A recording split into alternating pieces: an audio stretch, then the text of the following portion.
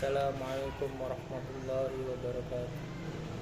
Alhamdulillahilladzi yuhibbu ta'ina wa yukafirul mukhlisin wa yudha'ifu ajral muhsinin. Asyhadu an la ilaha illallah wal qawiyyul maqin wa asyhadu anna sayyidina Muhammadar Rasulullah al mab'utsa rahmatan lil alamin. Allahumma shalli wa sallim ala sayyidina Muhammadin wa ala alihi wa ashabihi ila yaumiddin. Amma ba'du. Fa ya ibadallah, usikum wa nafsi bi aqwallahi qad fazal muttaqun.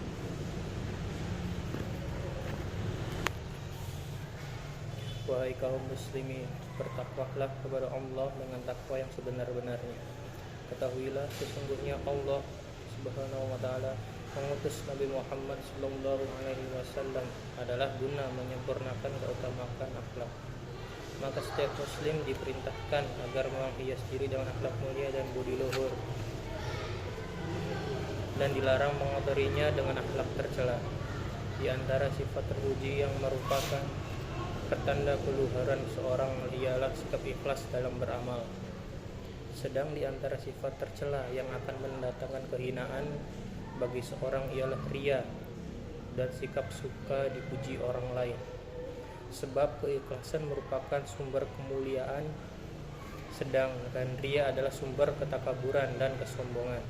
Ingatlah, sesungguhnya semua amal kebaikan untuk membangun masyarakat dan mengarahkan umat menuju ke jalan Allah hanya akan mendatangkan manfaat dan ridho Allah manakala diniati dengan ikhlas.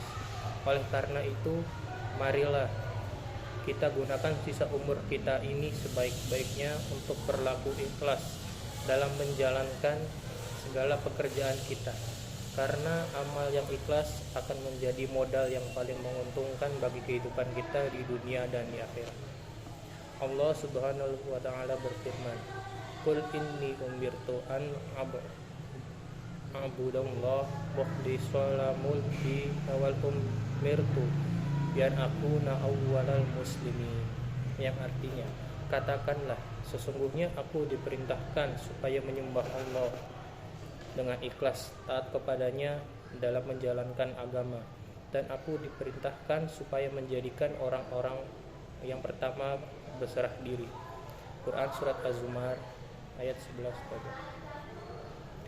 Sidang Jumat yang berbahagia, banyak kisah-kisah sejarah dari Nabi Muhammad SAW yang bercerita tentang kemuliaan orang-orang yang saleh dan mukhlis. Berikut ini adalah salah satu contoh bagi kita dari 8 para mukhlis yang pernah dituturkan oleh baginda Nabi dalam sebuah hadis yang diterjemahkan sebagai berikut. Ada 3 orang musafir ketika berteduh dalam sebuah gua. Tiba-tiba dari atas bukit jatuh sebongkah batu besar dan menutupi mulut gua itu. Dengan tenaga penuh mereka mendorong untuk membuka, tapi sia-sia. Sedikit pun batu itu tak bergeming. Setelah berupaya dan putus asa, muncul ilham di benak mereka untuk bertawasul lewat amal ikhlas yang pernah mereka lakukan untuk memohon pertolongan kepada Allah. Seseorang dari mereka mengadu bahwa ia punya 2 orang yang lanjut usia. Keduanya sangat ia hormati. Bahkan daripada anak istrinya, ia diperintahkan mendahulukan kepentingan mereka daripada kepentingan sendiri. Pernah suatu petang, sepulang kerja mencari kayu, ia dapati 2 orang tua itu sudah tidur pulas. Ia segera memerah susu untuk minum keduanya, anak dan istri, kemudian berjaga-jaga dan tidak minum mendahulunya sampai datang waktu subuh dan orang tua itu bangun, lalu ditolong meminum susu. Ya Allah, ia berdoa, sekiranya baktiku kepada orang tuaku itu ikhlas karena Engkau, maka bukalah batu yang menutupi mulut gua ini. Seketika bergeserlah batu itu, namun belum cukup untuk jalan keluar. Musafir yang lain juga mengadukan nasibnya kepada Allah. Ia pernah jatuh cinta kepada seorang gadis cantik, anak pamannya, tapi pinangannya ditolak. Suatu saat karena butuh uang, si gadis datang butuh pinjam. Diberinya uang sebesar 120 dinar. dengan imbalan tidur bersama satu malam. Dan ketika hasrat dan nafsu lelaki itu sudah tidak tertahankan, sekonyong-konyong gadis itu berujar, "Kamu tidak boleh melubangi cincin kecuali haknya." Mendadak sontak, redamlah nafsu yang tengah berkobar itu. Lalu ia beringsut meninggalkan si gadis tanpa peduli uangnya lagi. Diikhlaskan sebagai sedekah. "Ya Allah," pintanya, "tindakanku semacam itu tidak lain karena takut kepadamu. Perkenankanlah." Batu itu bergeser, namun tetap saja lubangnya belum cukup untuk mereka bisa keluar.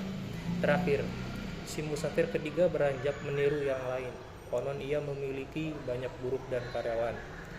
Pernah seorang dari mereka tidak datang mengambil upah pekerjaannya, maka uang tersebut ia jadikan modal dan berkembang. Seterusnya dibelikan unta dan kambing untuk diternak. Selang beberapa tahun kemudian, laki-laki itu datang untuk mengambil upahnya. Dengan jujur diceritakan kepadanya tentang nasib uang itu. Sampai kini menjadi ternak yang banyak. Ya Allah, lelaki itu mengambil semua miliknya tanpa satu pun ditinggalkan. Kalau ternyata perbuatan itu tercatat sebagai amal saleh yang ikhlas karena Engkau, maka kumohon pintu gua ini Kau bukakan. Alkisah atas rahmat Allah, jadilah mulut gua itu menganga lebar dan mereka selamat. Sidang Jumat yang berbahagia. Itulah contoh buah keteladanan ikhlas beramal dari sebuah kisah yang indah yang barangkali bisa memberi inspirasi pada hati kita untuk lebih memahami makna keikhlasan serta mencapai nilai mereka. Oleh sebab itu, marilah kita pertajam kepekaan akal pikiran kita dan kita buka mata hati kita untuk selalu bertafakur tentang pentingnya ikhlas beramal dalam setiap gerak aktivitas hidup kita.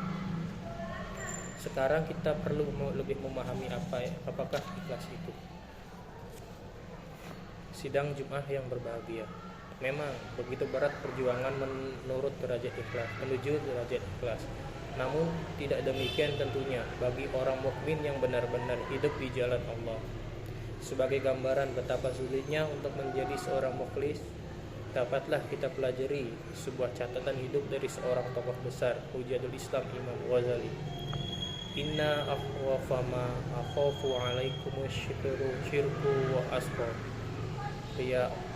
Yang artinya, sesungguhnya yang paling aku takuti atas kamu sekalian adalah syirik kecil, yakni riya. Beribadah bukan karena Allah tapi untuk dilihat orang. Hadis riwayat Imam Ahmad. Fa'budillah mukhlishan lahuddin, yang artinya maka sembahlah Allah dengan memurnikan ketaatan kepadanya. Quran surat Az-Zumar ayat 2. Barakallahu li wa lakum fi Qur'anil azim wa nafa'ani wa iyyakum bima fi minal ayati wa dzikril hakim wa qul rabbi fir warham wa anta khairur rahimin.